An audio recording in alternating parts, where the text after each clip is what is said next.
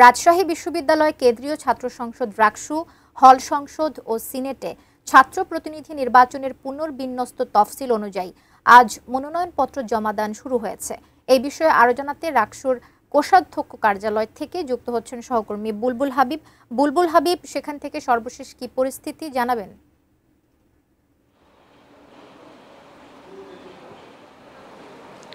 কবিতা, আসলে আপনি জানেন যে আজকে রাকসুর মনোনয়নপত্র জমাদানের কার্যক্রম শুরু হয়েছে। সকাল ৯টা থেকে আসলে কোষাধ্যক্ষের কার্যালয়ে প্রার্থীরা মনোনয়নপত্র জমা দিচ্ছেন। দুপুর ২টা পর্যন্ত আমরা দেখেছি যে ১০ জন প্রার্থী তাদের মনোনয়নপত্র দাখিল করেছেন। এর মধ্যে একজন ভিপি পদে, একজন এজিএস পদে প্রার্থী রয়েছেন। এছাড়া হল সংসদে ২ জন রয়েছেন এবং বাকিগুলো নির্বাহী সদস্য পদে তারা মনোনয়নপত্র দাখিল করেছেন।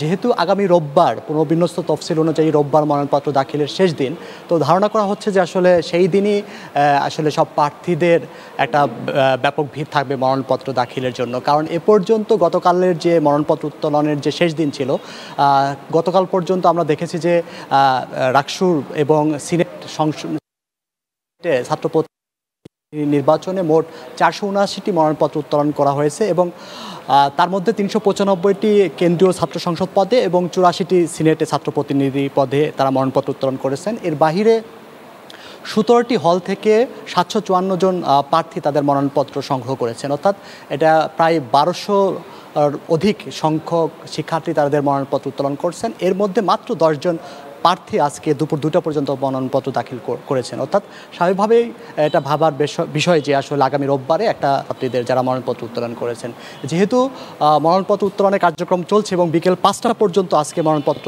দাখিলের কার্যক্রম চলবে, তারপরে আসলে বোঝা যাবে যে আসলে কতজন প্রার্থী তারা মনোনয়নপত্র দাখিল করলেন আজকে প্রথম দিনে। আর আপনাকে একটা বিষয় জানি যে দুপুর ১টার দিকে আসলে রাজশাহী বিশ্ববিদ্যালয়ের